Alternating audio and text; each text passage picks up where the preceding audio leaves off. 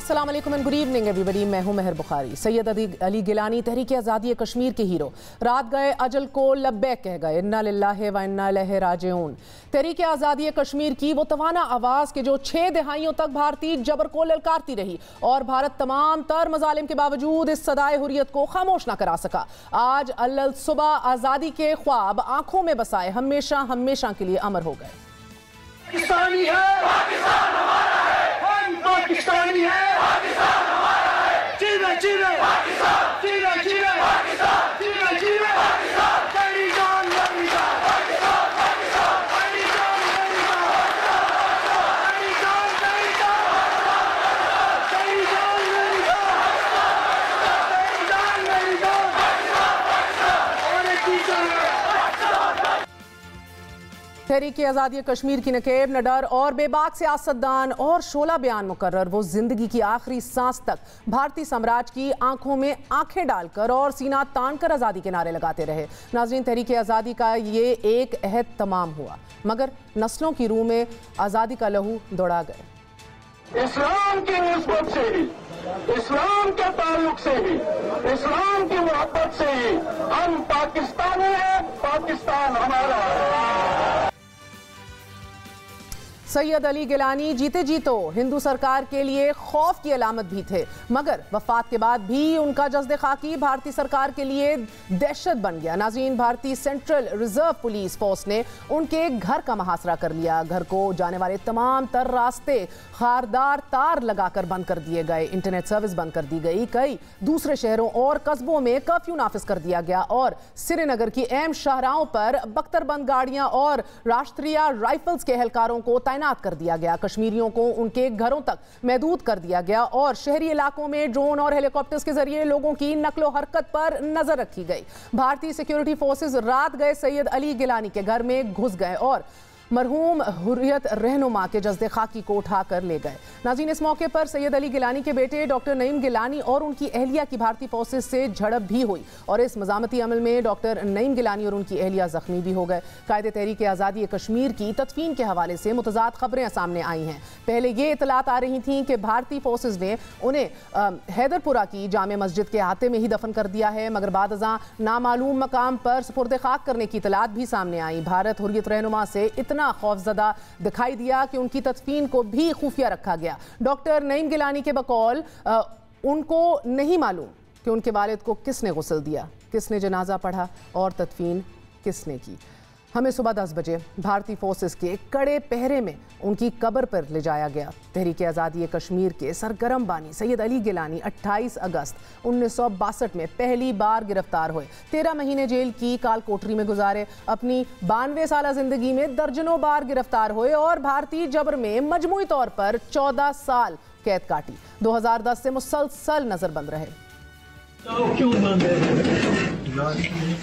कौन इजाजत नहीं दे रहा है? वही लोग जिनने कहा था कि ये आज़ाद है, जहाँ कहीं जा सकते हैं जा सकते हैं। वहाँ बाहर दरवाजा खोलो, हम कोई उड़कर थोड़े ही जाएंगे, उड़कर हम थोड़े नहीं जाएंगे। खोलो दरवाजा, खोलो दरवाजा, खोलो। तुम्हारी जमहूरियत का नतीजा जनाजा निकल रहा है, हिंदुस्तान की जमहूरियत का। 15 साल रियासती असेंबली के मेंबर रहे। 1972, 1977 और 1987 में जमात इस्लामी के टिकट पर रुकने असेंबली बने। 30 अगस्त 1989 को असेंबली की रुकनियत छोड़ दी और फिर 2004 में जमात इस्लामी के साथ एक तहरीरी मुआहदे के बाद तहरीक हुर्रियत की दागबेल डाली। आप तहरीक हुर्रियत और हुर्रियत कॉन्फ्रेंस के बैक वक्त चेयरमैन रहे। राब्ता आलम इस्लामी के मेंबर भी रहे और 30 से जायद किताबें भी लिखी। तहरीक हुर्रियत के 3 अहदाफ नौजवान मिल्लत के नाम और दस्तूर तहरीक हुर्रियत जैसी तसानीफ ने कश्मीर की रगों में जज्बा आज़ादी की लहर दौड़ाए रखी। नाज़रीन, इस अजीम लीडर की वफात पर कश्मीर भर में 3 दिन का सोग मनाया गया और पाकिस्तान का सब्ज़ लाली परचम भी सरनगू रहा। वो भारत के ज़ेर इंतज़ाम कश्मीर के अलावा पाकिस्तान और आज़ाद जम्मू और कश्मीर में भी एक मौसर कश्मीरी आवाज़ के तौर पर जाने जाते थे। मुज़ामती सियासत के तौर पर शनाख्त बनाई, किसी भी किस्म के कॉम्प्रोमाइज़ के कायल नहीं और वो दो टोक अल्फाज में हक़ खुद इरादियत की बात करते रहे। इस बेबाक अंदाज की वजह से बाज़ औक़ात उनके अपने भी नाराज़ हो जाते थे। फॉर इंस्टेंस साबिक जनरल रिटायर्ड परवेज मुशर्रफ भी एक मरतबा उनसे सॉफ्ट बॉर्डर की उन्होंने बात की, मगर वो डट गए और उन्होंने किसी भी किस्म के सौदेबाजी से इनकार कर दिया। मकबूजा वादी का मुस्लिम तशख्खुस खत्म करने के लिए भारतीय हुकूमत ने तंजीम-ए-नौ एक्ट 2019 में संगीन तब्दीलियां की। इस तरमीम के बाद गैर कश्मीरी कोई भी शख्स जो 15 साल से जम्मू और कश्मीर या लद्दाख में मुकीम है, वो दोनों इलाकों का मुस्तकिल शहरी बन सकता है। कि जिन शहरियों ने 7 साल तक कश्मीर या लद्दाख में तालीम हासिल की है वो भी मुस्तकिल शहरी बन सकते हैं, और जो मैट्रिक या इंटर के इम्तहानात में शरीक हुए हैं वो भी मुस्तकिल शहरी बन सकते हैं, और जो मुस्तकिल शहरी बन जाएंगे उनके बच्चे भी आगे जम्मू और कश्मीर और लद्दाख के शहरी होंगे। भारत के इस कानूनी हरबे का मकसद मकबूजा वादी की आबादी का मुस्लिम तनासुब बदलना है। इजरायली तर्ज पर मकबूजा वादी में मुस्लिम अक्सरियत को अकलियत में तब्दील करने की एक भारतीय साजिश है और ये जोरों पर है, और कश्मीरी अवाम और हुर्रियत रहनुमा भारत के इन जाबराना हथकंडों के सामने सीना सपर हैं। वो कल भी आज़ादी के मुतवाले थे, वो आज भी आज़ादी के रखवाले हैं। कायदे आज़म मोहम्मद अली जिन्ना से मोहब्बत की वजह से सैयद अली गिलानी ने पूरी जिंदगी सर पर जिन्ना कैप पहने रखी, और पाकिस्तान से वालेहाना मोहब्बत का आलम यह था कि वो दुनिया से रुखसत होते हुए भी पाकिस्तानी परचम लपेटकर हमेशा के लिए सो गए। नाज़रीन, इसी हवाले से बात करेंगे। हमारे साथ मौजूद हैं कश्मीर निजात भारती साबिक एयर वाइस मार्शल कपिल कक। कश्मीरी बैकग्राउंड भी है, कश्मीर में पूरी तालीम हासिल की है, एंड एक ऐसे दौर के अंदर जब intellectual honesty should be of course given utmost importance. I am absolutely thrilled to have you on board. हमारे साथ कपिल कक साहब मौजूद हैं। सर आदाब। आपको कहती हूँ, सैयद अली गिलानी साहब की वफात कितना बड़ा धचका है तहरीक के लिए, और इंडिया के लिए इसका क्या मतलब है? कश्मीरी इसको कैसे देखेंगे अपनी तहरीक के हवाले से? देखिए, गिलानी साहब का पहले तो नाजरीन को और आपको आदाब। मैं इतना खुश हूँ आपकी चैनल पे आने के लिए, और दूसरी बात है आज बड़ा दुख भरा दिन है, क्योंकि आज ही सवेरे कल रात को गिलानी साहब हमारे बीच नहीं रहे।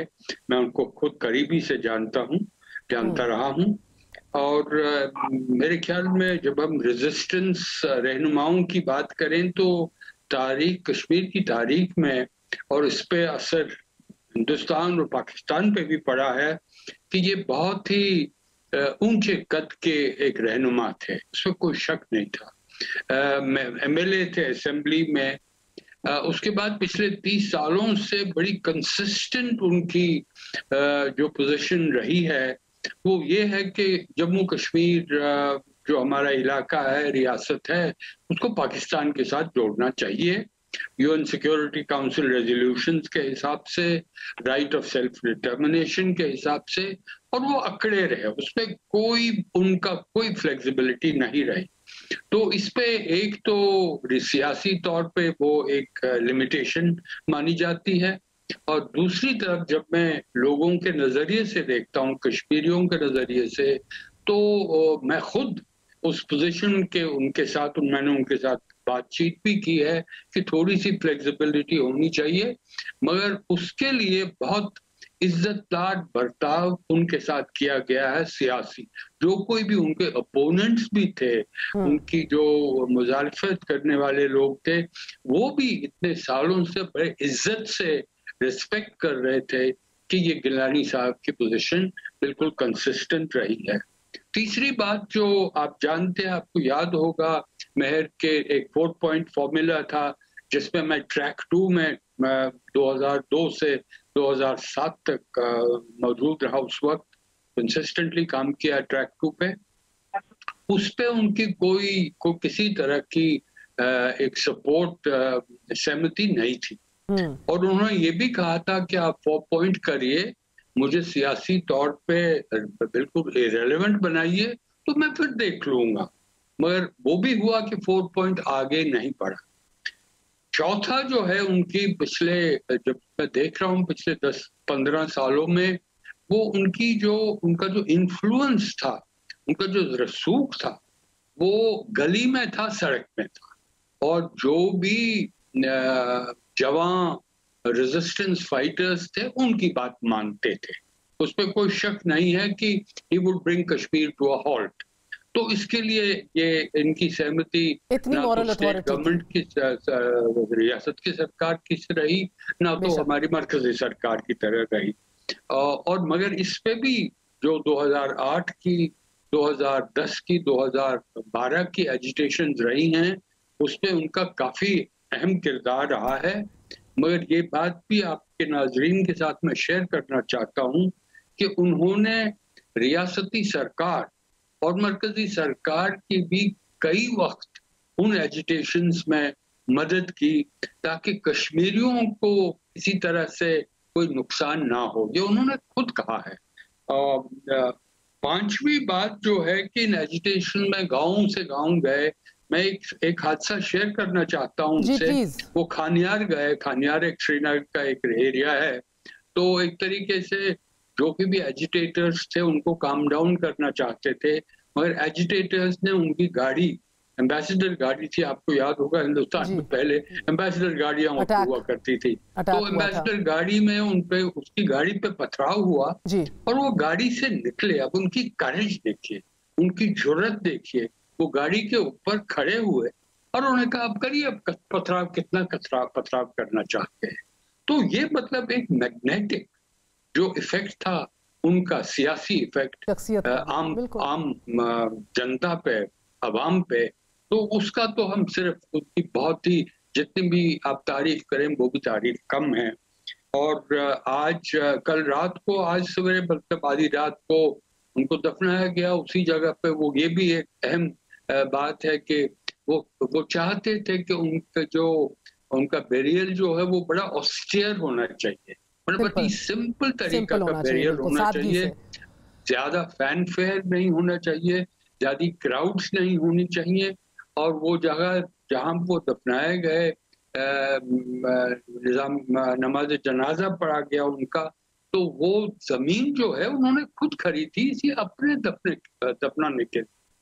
तो ये एक तरीके से एक महान एक शक्ति का, आप देखिए उनका किरदार कहाँ रहा है, कंसिस्टेंट पोजीशन रही है और कभी कॉम्प्रोमाइज नहीं किया है, कोई करप्शन में नहीं फंसे, कोई सरकार में नहीं आए, किसी इंड्यूसमेंट में नहीं आए। मगर ये भी आपको और आपके नाजरीन को जानने की जरूरत है कि उनको एक तरीके से स्ट्रीट पावर था, मगर अगर आप इलेक्टरल पावर देखें, फेयर एंड इम्पार्शियल इलेक्शन, तो इतना नहीं था, क्योंकि मेन स्ट्रीम पार्टी उनके कंपैरिजन में हमेशा काफी वोट पाते। हमने इतने सालों से कैलकुलेशन की कि अगर सेपरेटिस्ट लोगों को कश्मीर में फ्री एंड फेयर इलेक्शंस में वो पार्टिसिपेट करें तो उनकी कितने वोट्स आएंगे। उस वक्त तो 87 सीट्स असेंबली में थी, तो कैलकुलेशन ये थी कि 11 या 15 सीटें उनको मिलेगी ज्यादा से ज्यादा। तो मतलब ये एक तरीके से जो पेचीदागरी, सियासती पेचीदागरी कश्मीर की वादी में है, तो उस पेचीदागरी और सियासती में उनका क्या किरदार था और इनकी इम्पोर्टेंस क्या थी, इसीलिए वो इलेक्टरल पॉलिटिक्स में कभी नहीं आए। जब 4 पॉइंट फॉर्मूला बनाया गया था मुशर्रफ को और वाजपेयी ने हमारी तरफ से, और फिर मुशर्रफ और मनमोहन सिंह जी हमारे वजीर आजम, दोनों तीन मेरे ख्याल में 4 साल 2002 से 2007 तक काफी आगे बढ़ा। आज हमें उसकी याद दिलानी है खुद को, पाकिस्तानियों को, हमारे पाकिस्तानी भाइयों को, हिंदुस्तानियों को, कि देखिए एक रास्ता जो मुशर्रफ और वाजपेयी और मुशर्रफ और मनमोहन सिंह ने दोनों ममालिक के शहरियों को दिखाया था, वो क्यों रोका गया?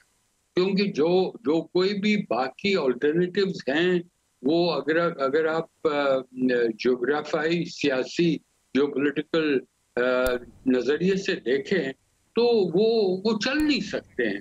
तो इसीलिए मुझे लगता है ये मौका है गिलानी साहब को, अगर हम दुआ देते हैं तो, हालांकि वो उसके खिलाफ थे, मगर वही रास्ता है अगर भारत और पाकिस्तान के रिश्ते आगे बढ़ सकते हैं। मैं एक छोटा सा वक्फा लूंगी। कपिल कक्क साहब हमारे साथ मौजूद हैं, भारतीय air vice marshal retired Kapil Kak साहब भारतीय अफसर रहे हैं 40 साल से, और हमने ये भी देखा है कि गिलानी साहब से बहुत मुलाकातें कर चुके हैं। उनसे क्या मुलाकातें थी, कैसा पाया उन्हें, क्या क्या चीज़ें ऑब्जर्व की गई। एक वक्फा लेंगे, वक्फे के बाद करेंगे कि रियासत, भारतीय रियासत उनसे आखिरी मिनट तक इतनी खौफजदा क्यों रही। Stay with us.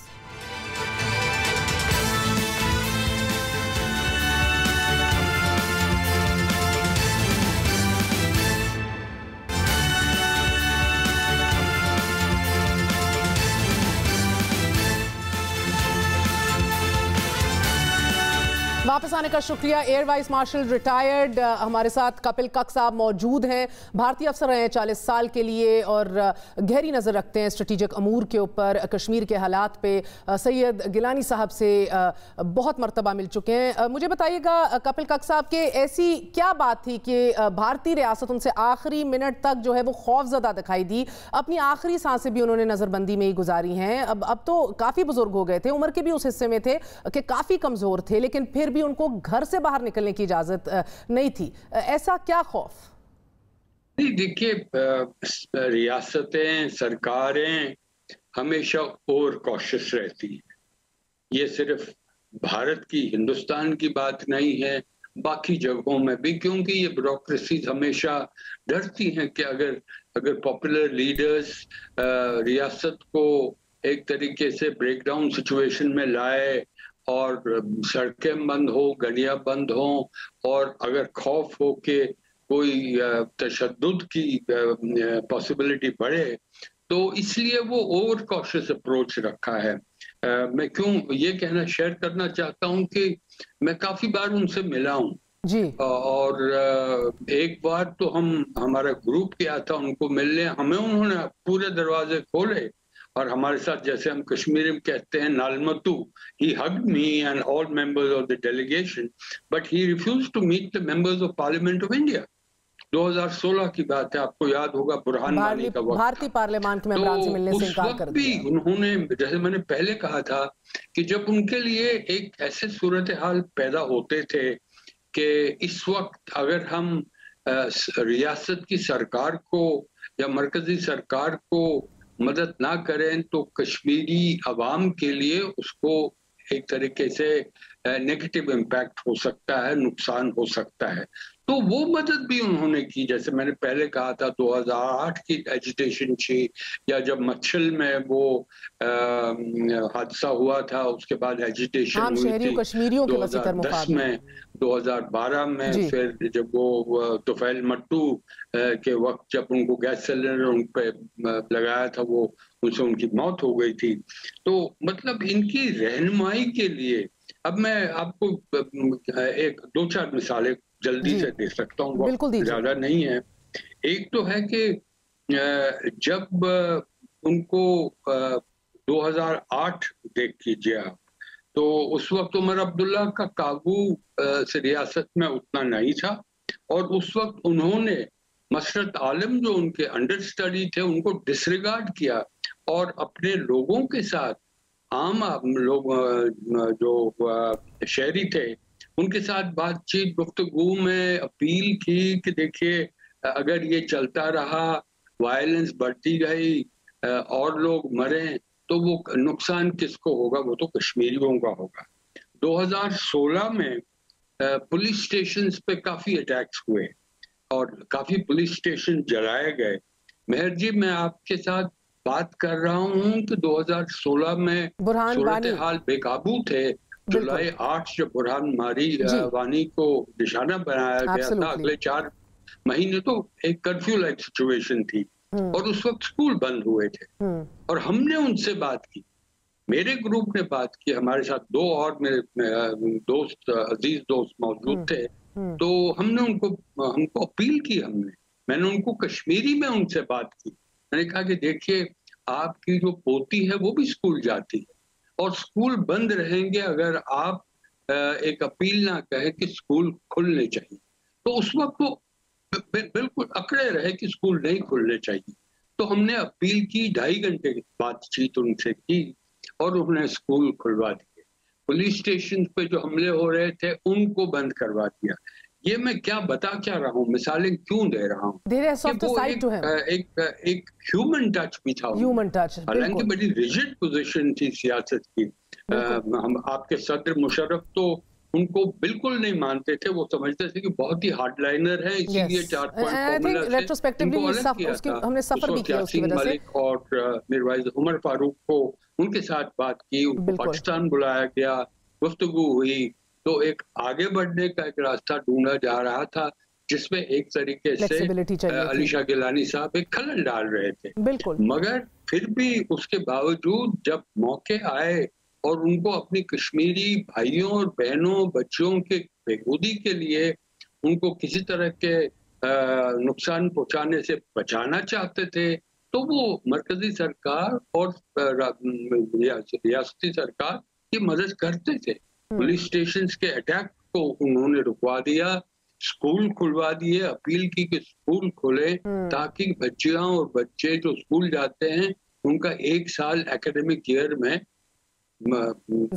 तरीके से बुरा इम्पैक्ट ना हो। जी जी। तो इन सब मामलों को जो हम देख सकते हैं, अब आप पूछेंगे, आपने सवाल पूछा भी था कि इसका इम्पैक्ट क्या पड़ा था।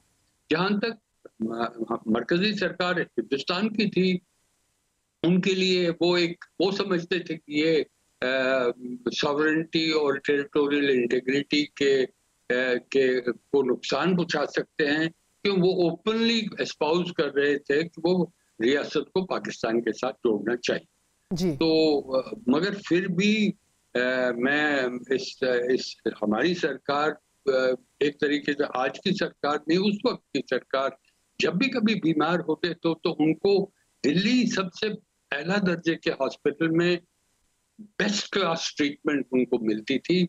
और वजीर आजम उस वक्त के वजीर आजम वाजपेयी हों या मनमोहन सिंह थे, वो खुद निगरानी रख रहे थे कि किसी तरह से कोई खतरा उनको नहीं पहुंचना चाहिए ताकि उनकी तबीयत ठीक हो जाए। एक और छोटी सी मिसाल है, उनकी एक छोटी लड़की, उनकी मौत हुई थी तो उस वक्त वो उनकी बॉडी फ्लाई नहीं की गई श्रीनगर, क्योंकि वो उस वक्त कुछ प्रॉब्लम थी फ्लाइट्स की। तो उनके लिए इंतजाम किए गए, एक वीवीआईपी की ट्रीटमेंट दी गई उस मरहूम बॉडी की कि वो जल्द से जल्द कश्मीर पहुंचे ताकि आखिरी राइट्स हैं वो अच्छी तरह से निभाया जाए। तो अब पाकिस्तान हो या भारत हो या अवाम हो, दोनों लोग ममालिक में, तो जो एक महान शक्ति होते हैं, हालांकि जितने भी उनके अलग ख्याली क्यों ना हो, तो उनकी इज्जत की जाए। सो एयर वाइस मार्शल साहब, आप तो जो बात कर रहे हैं कि वीआईपी ट्रीटमेंट भी दी गई, आउट ऑफ द वे भी जाया गया माजी के अंदर, इस कदर बहरहाल उनकी रिस्पेक्ट की गई, मगर sir we are seeing a lack of statesmanship today. वही बीजेपी तब थी, आज की एक आपके पास बीजेपी है। मोदी सरकार ने आई बिलीव ऑफिशियली कंडोन भी नहीं किया। क्या हो गया है, इतना फर्क? चाहता था कि अटल बिहारी वाजपेयी जब उनकी डॉटर की डेथ हुई, उन्होंने कंडोलेंस लेटर और मैसेज, वो बाहर से, हिंदुस्तान में नहीं थे, शायद ईरान में थे, वहां से कंडोलेंस मैसेज भेजाया गया। तो अब मैंने कोई देखा नहीं कोई कंडोलेंस मैसेज जब गिलानी साहब गुजरे। तो ये जो आजकल की एक तरीके सियासत है, जहां भी हो, मैं एक बहुत ही भारत और पाकिस्तान के रिश्तों को आगे बढ़ाना, एक तरीके की पीस बिल्डिंग में पिछले 20 साल से लगा हुआ हूँ। मगर ये जो भी अभी हो रहा है जहां भी, और पाकिस्तान भी, ज्यादातर इस वक्त जबकि ये सरकार आई है, उनका एक 370 का हटाना, 35A का हटाना, नलिफिकेशन करना, एक बेइज्जती करनी सबसे बड़ी रियासत जम्मू कश्मीर की, जिसका अपना आईन था, जिसके अपना झंडा था, अपनी एक तरीके की आइडेंटिटी, एक पहचान थी। वो पहचान कश्मीरी मुसलमानों की ही नहीं थी, वो कश्मीरी मुसलमान, कश्मीरी हिंदू, जैसे पंडित जैसे मैं हूँ, हमारे सरदार भाई, हमारे बौद्ध भाई जो लद्दाख के थे, सबकी पहचान थी। और आप देखते हैं 2 साल हुए हैं, 2 साल से ज्यादा हुआ है, अब वही लोग जो पहले जम्मू के लोग चाहते थे कि 370 हटना चाहिए, वही लोग कह रहे हैं कि हमारी बेइज्जती क्यों की गई, उनको हमारी बाइफर्केशन हुई है। वही लोग कहते हैं कि हमारे यहाँ जो लैंड और जॉब्स की एक तरीके की एश्योरेंस थी, सिक्योरिटी की, वो अब हमें डिनाई की जा रही है। और सबसे ज्यादा खतरा जो है वो जम्मू वाले खुद मानते हैं। ज्यादातर वो जम्मू मेजॉरिटेरियन इलाके हैं, उधमपुर, जम्मू, कठुआ, रियासी, उस बेल्ट के। तो मतलब जो भी जम्मू कश्मीर से मैसेजेस आ रही थी कि जो 370 था उसको बरकरार रखना चाहिए, आईन था बरकरार रखना चाहिए। अब वही डिमांड्स वही करते हैं जो पहले अभी इन 2 सालों से पहले कहते हैं ये सब कुछ हटाना चाहिए। मतलब तारीख को, जैसे कहते हैं तारीख, history page its own price for not doing the right thing at the right time. तो वो बहुत गलती हुई। जैसे आपने भी मेहर जी पहले सवाल पूछा था उनको हाउस अरेस्ट में क्यों रखा था, इसमें कोई शक नहीं है। 92 साल की उम्र तक भी आप इतनी पिछले 2 सालों से, और ताकि वो he was coming up in age, बूढ़े थे, 92 साल के थे, तो उनको सिर्फ घर में ही इजाजत थी बैठने की, बाहर आना खाने की कोई इजाजत थी। और वैसा ही जैसे आप कह रहे हैं कि ये तो बड़े टॉल लीडर्स थे, मिरवाइज उमर फारूक भी वैसे ही उसी हालात में है। मैं 2 बार उनको मिलने गया था, हमारे 2 गुट गए थे, एक बार तो पिछले महीने से गया था, तो हमको वहां से दरवाजे से बाहर भेजा। तो ये एक तरीके की, मैं जस्टिफाई नहीं कर रहा हूं, मैं ये कह रहा हूं कि सरकार क्या कर रही है, क्यों कर रही है। सरकार कह रही है कि एक मैसेज दे रही है कि ओवर कॉशियस अप्रोच हमारा होगा, कि ऐसा ना लगे कि कुछ तशद्दुद हो और ये हमारे ऊपर सवाल उठाए जाएंगे कि आपने 370 उठाने से क्या फायदा मिला भारत को, इंडिया को, और कितना नुकसान पहुंचा है। जो मरकजी सरकार और रियासती सरकार के बीच एक ट्रस्ट था, जो एक दूसरे में भरोसा था, वो भरोसे में काफी बदलाव आया है। डिस्ट्रस्ट है, लोग नाराज हैं, लोग एक खौफ के माहौल में रह रहे हैं। हालांकि अगर आप श्रीनगर जाएंगे, मेहर जी मैं तो 2 बार हुआ हूँ पिछले 2 महीने, ऐसा लगता है कि साले होटल फुल हैं, टूरिस्ट हैं, सब कुछ लगता है नॉर्मल सी है। मगर जो लोग उस वादी में रहते हैं उनको दिलो दिमाग में नॉर्मल सी नहीं है, उनके दिलो दिमाग में एक खौफ है, एक तरह की इनकी नाराजगी है, एक तरीके की एलियनेशन है। हाँ, इसमें कोई शक नहीं है, वो भी तरक्कियात के मामलों में आउटरीच में आगे बढ़ते हैं, होता है, उसमें भी शक नहीं है। मगर वो कहते हैं कि अगले सुप्रीम कोर्ट में इसके बारे में 370 के इशू के बारे में कई साल लगते हैं। क्या उन सालों में हम एक कोने में बैठ के, जैसे अंग्रेजी में कहते हैं, will be sulk in a corner and do nothing, तो वो आगे बढ़ रहे हैं। तो मेरे ख्याल में आपके नाजरीन को ये समझाना बहुत जरूरी है कि जो सूरत हाल, असली सूरत हाल कश्मीर की वादी में है, वो उसकी जो एक ग्रैन्युलर एनालिसिस क्या है, तो वो मैंने कोशिश की है आपके नाजरीन के सामने। मगर कपिल सर, एक ताज़ा हवा के झोंके की तरह ये आपका जो तज्जिया है, जो आपने खुद उधर जाके देखा है, सुना है, आप खुद एक कश्मीरी हिंदू पंडित हैं, 40 साल की आपकी भारतीय फोर्स के अंदर आपकी सर्विसेज रही हैं। आपके फेलो कश्मीरी जो हैं, बहन भाई कश्मीरी, ये कर्फ्यू में ज़िंदगी गुजार रहे हैं, नज़रबंद हैं। आई अंडरस्टैंड कि आप 2 टोक इसकी मजम्मत करते हैं, लेकिन भारतीय इस्टेब्लिशमेंट ज़मीन के पीछे जाती दिखाई दे रही है, ना कि लोगों के। And this is in complete contrast, बिल्कुल बरक्स है शेख अब्दुल्ला के फैसले से। उन्होंने तो ये 2 टोक बरमला फरमाया था कि हम जाना चाहते हैं भारत के साथ, क्योंकि we choose secularism, we choose democracy, जमहूरियत, एंड उनको ये यकीन था कि भारत जो है वो बारहा कश्मीरियों का ख्याल रखेगी। मगर वो ख्याल नहीं रखा जा रहा, उनकी आज़ादी, उनका राइट, उनके हक को ख़त्म किया जा रहा है, जिसका इंतखाब उन्होंने बारहा नहीं किया था। तो क्या हम ये कह सकते हैं कि भारत ने कश्मीरियों को लेट डाउन किया है? सबसे भारी गलती जो हुई है वो ये हुई कि कश्मीर की रियासत और मरकजी सरकार के जो रिश्ते थे उनको करीब लाना था। तो जम्मू और कश्मीर की रियासत है, ये भी मानने की जरूरत है कि सिर्फ कश्मीर ही नहीं है, जम्मू है, लद्दाख है, उस लद्दाख में कारगिल भी है जो मेजॉरिटेरियन मुस्लिम शिया पॉपुलेशन है। उसके साथ बाकी कश्मीरी पंडित हैं, कश्मीरी सिख्स हैं। ये देखिए ना, बड़ी डाइवर्स, जैसे पाकिस्तान भी एक तरीके से देखें, सिंधी भी हैं, पंजाबी भी हैं, पश्तून भी हैं। तो हमारी डाइवर्स सोसाइटी दोनों ममालिक में आपको जो कोई भी सरकार रहनुमा सरकार बनती है, रूलिंग डिस्पेंसेशन, तो उसको ख्याल में रखना है कि कैसे आगे बढ़ाएंगे। तो गलती तो हमारी जो मेजॉरिटेरियन फोर्सेस में ताकत में अब रूल कर रहे हैं, रहनुमा हो गए हैं, उनका जो आइडियोलॉजिकल डिस्पेंसेशन है, हाँ। तो वो नहीं उनको मानना के लिए तैयार हैं कि इस मुल्क में कोई रियासत हो, खासकर मुस्लिम मेजॉरिटी स्टेट हो, जहां अपना झंडा हो, अपना आईन हो और एक स्पेशल स्टेटस हो 370 के हिसाब से।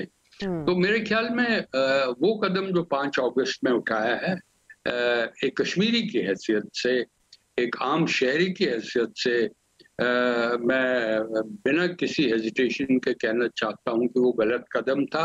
उस वक्त भी मैंने वही कहा, वो वही इस वक्त भी कह रहा हूं। मैं एक पिटिशनर हूं, हमारी सुप्रीम कोर्ट में एक पिटिशन लेके कि ये जो गलत, अनकॉन्स्टिट्यूशनल, अनडेमोक्रेटिक एंड इनह्यूमन कदम जो उठाया है 5 अगस्त को, इसको एक तरीके से इट मस्ट बी अनडन। उसका फैसला क्या होगा मैं जानता नहीं हूं।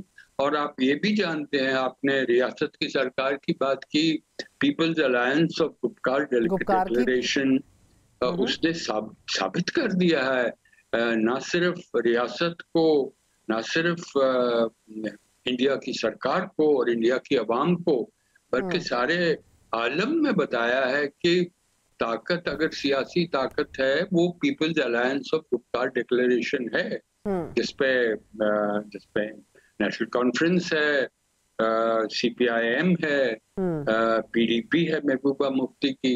और आप जानते हैं कि उनकी 130 सीटें जब डिस्ट्रिक्ट डेवलपमेंट काउंसिल के इलेक्शंस हुए थे, 130 सीटें उन्होंने जीती है। और वादी में जो मरकजी सरकार की रूलिंग डिस्पेंसेशन है, उनकी पार्टी की 1 सीट मिली है, 1 सीट मिली है 140 सीटों में वादी। बिल्कुल, तो ये वजह करता है पोजीशन को। और भारतीय सरकार सबूत मिलेगा कि सियासी सूरत हाल क्या है। बिल्कुल, मुझे लगता है इसी सूरत हाल को एम्ब्रेस करने में और इसको एक तरीके से एनालाइज करने में ये कदम उठाया था, एक कॉग्निटिव कदम था।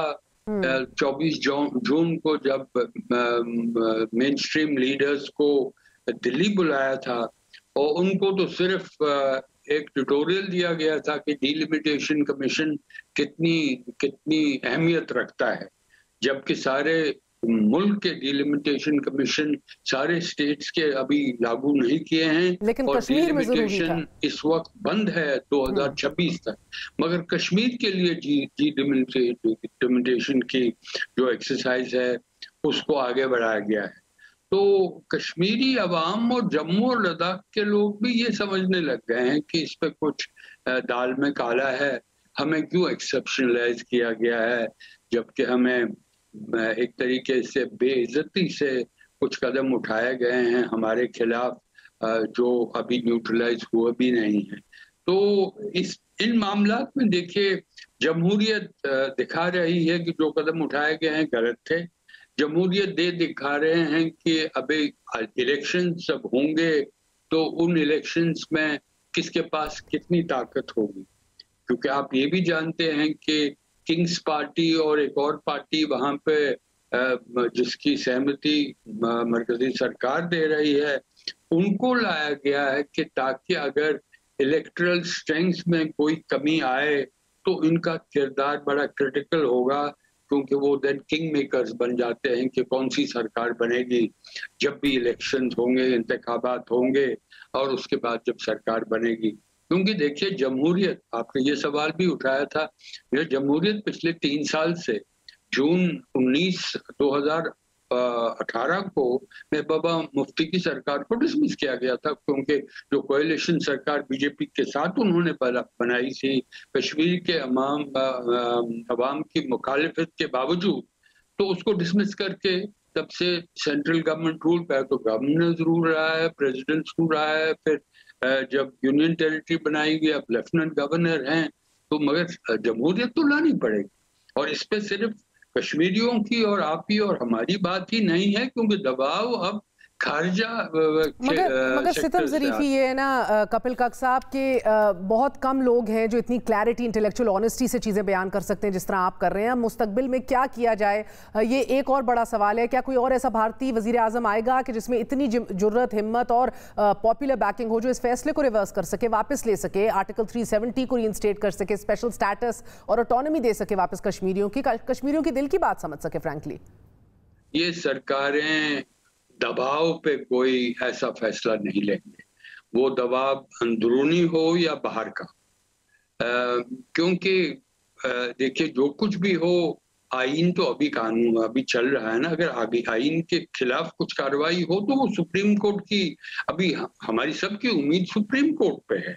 और जो कश्मीर के मेन स्ट्रीम लीडरान कहते आ रहे हैं, वो फारूक अब्दुल्ला हो, उमर अब्दुल्ला हो, महबूबा मुफ्ती हो, वो कहते हैं कि जो कुछ भी फैसला सुप्रीम कोर्ट का होगा हम वो मान लेंगे और हम आगे बढ़ेंगे। तो यही अगर आप गिलानी साहब भी पूछते, जब हम पूछते आ रहे हैं आप 4 पॉइंट फॉर्मूला का अपोजिशन क्यों कर रहे हैं, वो कहते हैं कि मैं मान लूंगा, आप लगाइए ना, आप लगाइएगा, मुझे इरेलेवेंट बनाइएगा, I will be an ordinary citizen, I will accept, I will not have any problem. आप खुद ही जानते हैं, जिन्होंने हिंदुस्तान का झंडा लेके इंतखाबात में अपने इलेक्ट्रेट में गए हैं, लोगों के सामने गए हैं और अपील की है कि कैसा अच्छा है कि हमारे हिंदुस्तान के रिश्ते कैसे रहे हैं, उनको भी जेल में डाला क्या? आप जानते हैं 370 हटाने के बाद कई महीनों फारूक अब्दुल्ला, उमर अब्दुल्ला, महबूबा मुफ्ती हाउस अरेस्ट में थे तीनों, और बाकी पॉलिटिकल लीडर्स, मुझे जहाँ तक मेरी जानकारी है कई 100 लोग अभी भी जो पॉलिटिकल वर्कर्स हैं अभी भी जेल में, सारे सर, अभी भी मेजॉरिटी सारे नजरबंद हैं। तो ये मतलब गवर्नेंस की जो इनएडिक्वेसीज रहती हैं, इनसेंसिटिविटीज रहती हैं, वो रहती हैं जबकि उनको लगता है कि कुछ अवाम, कुछ इलाकाओं को में उनके लिए एक खतरा बन सकते हैं, तो ऐसे कदम उठाए। बहुत बहुत शुक्रिया। हमारे साथ air vice marshal retired Kapil काक मौजूद थे। भारतीय फौज का हिस्सा रहे हैं 40 साल, हिंदू पंडित हैं, कश्मीरी हैं, एक इंटेलेक्चुअल हैं, साउथ एशियन अफेयर्स के ऊपर गहरी नज़र रखते हैं और दो टोक अल्फाज में without mincing any words article 370 को स्क्रैप करने की मजम्मत कर रहे थे। Of course it's the end of an era. एक आइकॉनिक फिगर सैयद गिलानी की जाने से बहरहाल अब तहरीक जो है, आज़ादी की तहरीक जो है, वो बहुत बड़ा धचका उसको लगा है, वो मुतासिर हुई है। लेकिन अगर ये कहा जाए कि कश्मीरी जो हैं उनकी हक राय दही, उनके राइट्स, उनके फ्रीडम जो हैं, उसकी आवाज़ बुलंद करने के लिए अभी भी ऐसी शख्सियात मौजूद हैं भारत में भी, पाकिस्तान में भी, बैनुल अक़वामी सतह पे भी, तो ये गलत ना होगा।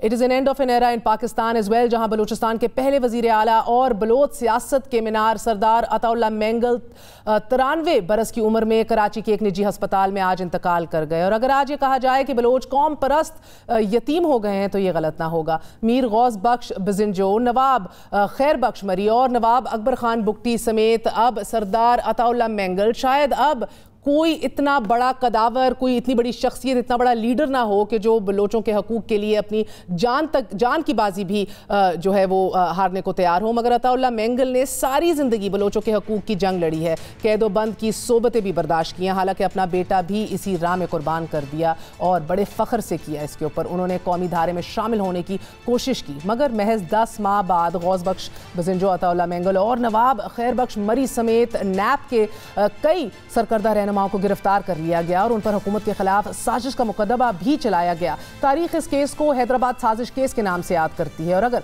बलूचिस्तान में अस्करियत पसंदों को देखा जाए तो अताउल्लाह मेंगल हुकूमत की बर्खास्तगी भी एक बहुत बड़ी वजह उनके दिल के करीब बताई जाती है। कुछ लोगों का यह भी कहना है कि अताउल्लाह मेंगल काफ़ी करख्त थे, he was very stern, very strict, करख्तगी थी। नवाब अकबर बुगटी की हलाकत और फिर बादज़ां बलूचिस्तान में फौजी ऑपरेशंस और अख्तर मेंगल की गिरफ्तारी से उनके मिजाज में तलखी भारहा आ गई थी और उनका मौक़िफ़ वक्त मीडिया से भी लापता हो गया था। उन्होंने BBC को एक इंटरव्यू में बारहा ये कहा था कि हम पाकिस्तान से नाराज़ नहीं, बेजार हैं। शायद इस बेजारी की वजह सरदार नौरोज़ खान को कुरान पाक के हल्फ लेने के बावजूद भी कोहलू जेल में अपने ख़ानदान के नौजवानों की फांसी देना था, या फिर हो सकता है कि 70 सालों पर मुश्तमिल ऑपरेशंस थे इस बेजारी की वजह, या फिर बलोचों के हकूक़ का ना मिलना। मगर बहरहाल एक बात तो तय है नाजरीन कि बेजारी की वजह कम अज़ कम सरदारी निज़ाम नहीं था, क्योंकि सरदार अताउल्लाह मेंगल वो वाहिद सरदार थे कि जिन्होंने सरदारी निज़ाम के ख़िलाफ़ ही करारदाद की हमायत की थी। इजाज़त दीजिए, गुड नाइट, अल्लाह हाफ़िज़।